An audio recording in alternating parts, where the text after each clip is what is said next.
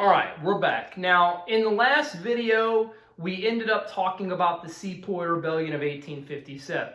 Okay, we were talking about how those Sepoys, didn't want to bite into the cartridges. They thought it was sealed with beef fat, or they thought it was sealed with pork fat. Regardless whether they were Muslim or they were Hindu, it went against their faith. So, the ones that didn't use it, they went to jail. They didn't use the rifles, you go to jail. The remaining Sepoys, they start protesting and they start marching on Delhi, and they are rebelling against their commanding officers who are British. And like I said, this causes a pretty big rebellion in Western India and Northern India, and it's not going to be pretty. Like, it's going to incite other people to violence. And they're going to kill British people. They're going to, the British people in India. They're going to kill men, women, and children. And in response, the British are going to do the same thing. Now, in the aftermath of this, make no mistake, Britain will put this down, and we'll talk about why in a second. Britain will put this down because they have no intention of losing India. Okay? India is their crown jewel. It is their moneymaker. In no way are they going to lose India yet. Okay? So we're going to see that. Let's talk about why the revolt fails. It fails in 1858, and Britain regains control. Now, look, one problem is that Indian nationalism, like getting all the Indian people on one page, is very hard to do. It'll eventually happen, but it's not going to happen in 1857. All right? If you're saying like, oh, we'll get all the Hindus on board, keep in mind there is no such thing as India. It's just South Asia with bazillions of like little princely states. So they have different dialects, different languages, different aspects of their culture, different traditions, and it's really hard to get all these people on one page. Keep in mind, too, that, we're not even talking about the Muslims yet. The Muslims are following one leader, the Hindus are following one leader. So it was very easy for the British to start picking them apart one by one because the people of South Asia could not unify. As a result of this, we're definitely going to start to see increased racist stereotypes against the Indian people, and probably this is very much fueled by social Darwinism. We're going to see that the British are going to start looking at the Indians and are like, well, you weren't necessarily equal to us anyway, but now you're far less equal than we thought. All right, and we're going to see increased, racial discrimination against Indian people because of this rebellion. Also, the big response is that now Britain will take absolute control over India. Now, look, keep in mind that this has been coming for about 50 years anyway.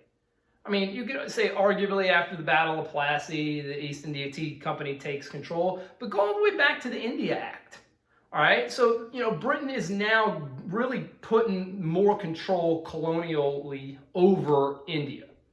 Okay, we're going to see that first thing, they get rid of the East India Tea Company. That doesn't rule anymore. That doesn't have a say in the rule. Nothing. Really now it is direct colonial control by the British government. Secondly, the Mughal Empire is eradicated. Now look, the Mughal Empire hasn't been a thing in a long time, but at least on paper they were controlling some area. But now that is gone. There is no more Mughal Empire. Third thing, we're going to see in 1876, we're going to see that the Queen of England, Queen Victoria, now becomes the Empress of India. All right, so now they are putting it under formal control. This is now your Empress. She doesn't look like us. She doesn't talk like us. She's never been to India. It doesn't matter. She's your Empress. Shut up. Politically, we're going to see that they will create an Indian civil service exam, which is good because Indian people can take the Indian civil service exam and become a part of British colonial administration. Now, keep in mind too, there's always going to be a glass ceiling. There's always going to be like, well, Indian people can serve here, but they can't serve up here. Also, it's not as good as it sounds. The Indian Civil Service exam was actually given in England. So if you're an Indian guy wanting to be a part of the government, you would have to travel all the way to England, take the exam, and then go all the way back. You can imagine that doesn't happen very often. So really, in the civil service, in the governmental administration of India, it's going to be mainly British people that are serving in this government. Now, look, eventually that will change, but you can see how there is a preference now for British over South Asian. Now, look, even though this is probably the dominant ideology, like British, South Asian, there were some British people that advocated reform. They're saying, look, British people and Indian people have similar, intelligences, and they can be trained and they are capable. But that wasn't the dominant ideology. Eventually it might be, okay? Now, with these reforms, the ones that start to speak out first against the British are essentially the more westernized Indians, the ones that have been educated in British schools, the ones that could go into the administration. And look, they said that, look, we need a better shake in getting into the government. Also, too, with the growing racism between the British and these people of South Asia, they said that's not cool either. Like in other places in the world, we're going to see that, the British said, we're the only people allowed in certain areas. Okay? Indian people cannot come into these areas. It's India. Don't care. So whether it's a nightclub or whether it's a restaurant, we already talked about some of the enclaves where British people only lived. You cannot come in here. And a lot of these westernized Indians are like, whoa, that's not really okay. Okay. So really what we're going to start seeing now towards the end of the 19th century is the growing power of Indian nationalism. We will see eventually the people of South Asia will come together against the British.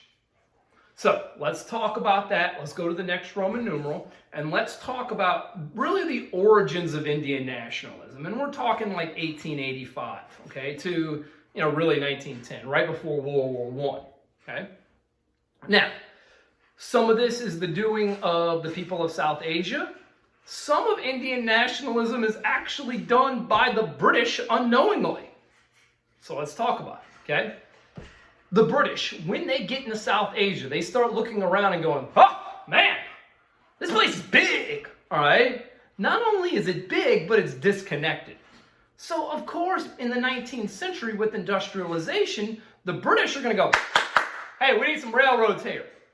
We're going to start building railroads all throughout South Asia. And we're going to start building telegraph relay stations all throughout South Asia.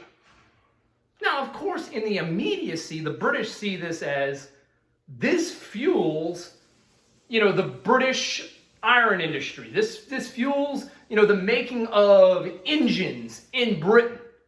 So it fuels the demand which a colony is there for. Now, of course, the Indian people, through taxation, are paying for these things, and they're probably paying it at a very high cost. So it fuels British industrialization, it fuels the British economy, and it's at the expense, short term, of the Indian people. Now, that being said, you're going to have about 50,000 miles of rail built. But the railroads and the communication systems, they start doing something in India that has never really happened before. They start linking up all these different areas in South Asia.